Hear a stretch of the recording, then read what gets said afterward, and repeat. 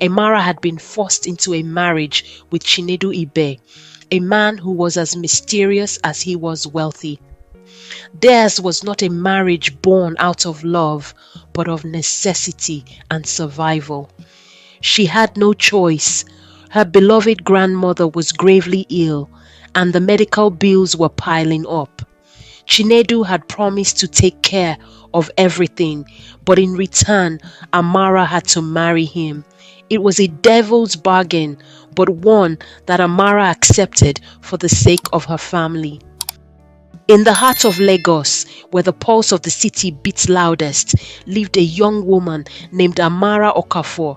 She was the epitome of grace and beauty, known to many as a gentle soul with a heart as pure as gold. But beneath the surface, Amara's life was far from perfect. She had secrets buried so deep that not even her closest friends could unearth them. Amara had been forced into a marriage with Chinedu Ibe, a man who was as mysterious as he was wealthy. Theirs was not a marriage born out of love, but of necessity and survival. Chinedu, known to most as a successful entrepreneur, harbored a dark past. Under the alias Emeka Ibe, he had built an empire that was feared and revered in equal measure. Few knew the real Chinedu, the one who had clawed his way to the top by any means necessary, leaving a trail of destruction in his wake. The day Amara walked down the aisle, she had resigned herself to a life of silent suffering.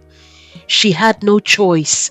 Her beloved grandmother was gravely ill, and the medical bills were piling up.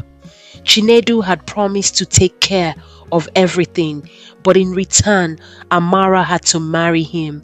It was a devil's bargain, but one that Amara accepted for the sake of her family.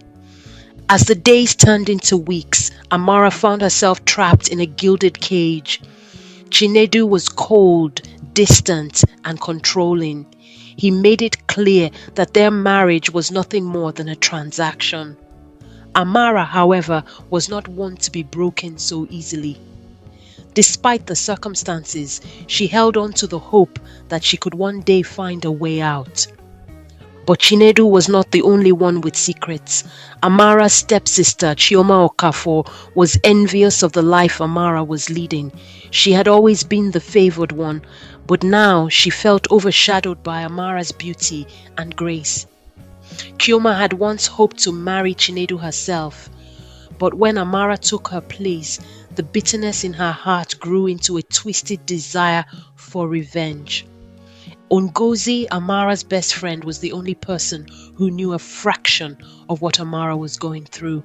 Ngozi had been a pillar of support, always encouraging Amara to stay strong, but even Ngozi could not fully understand the depths of Amara's despair. One evening, as the sun dipped below the horizon, casting long shadows over the city, Amara sat alone in her lavish home.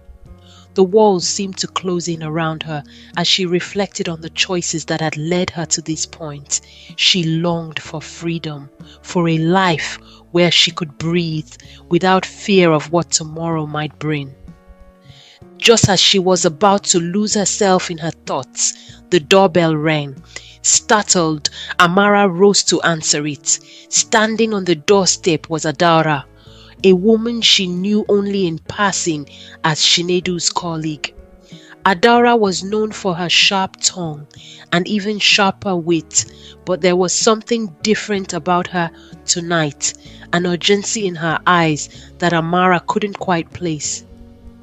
"Can I come in?" Adaora asked, her voice tinged with an emotion that Amara couldn't decipher. "Of course," Amara replied, stepping aside to let her in. Once inside, Adaora wasted no time. "Amara, there's something you need to know about your husband." Amara's heart skipped a beat. "What about him?" "He's not who you think he is," Adaora began, her eyes scanning the room as if expecting someone to be eavesdropping. Chinedu Ibe is just a facade. His real name is Emeka Ibe, and he's involved in things, dangerous things that could destroy you if you're not careful. Amara felt a chill run down her spine. She had always suspected there was more to Chinedu than met the eye, but hearing it confirmed by someone else was a different matter entirely. What are you saying, Adaora? What does this have to do with me? Adaora hesitated before continuing. You need to leave him, Amara, before it's too late.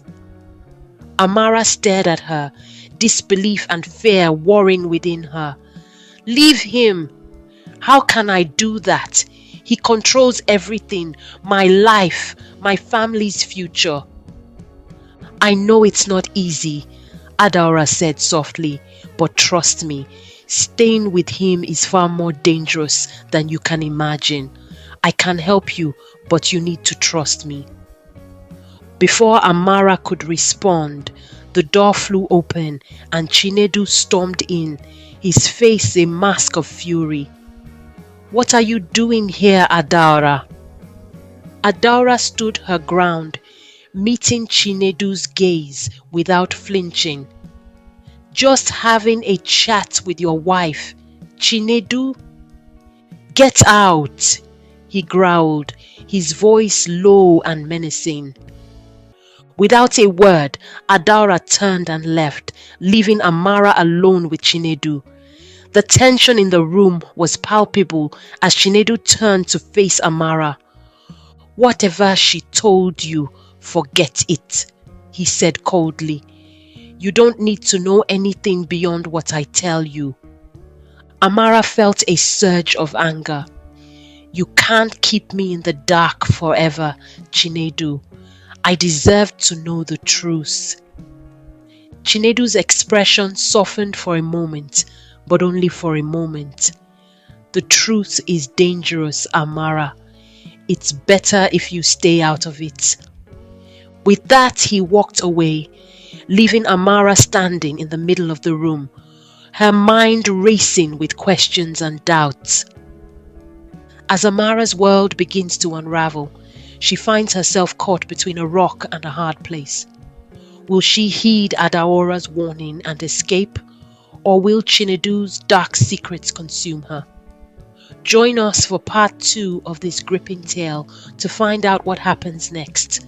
Don't forget to like, subscribe, and hit the notification bell so you don't miss the next installment. See you in part 2.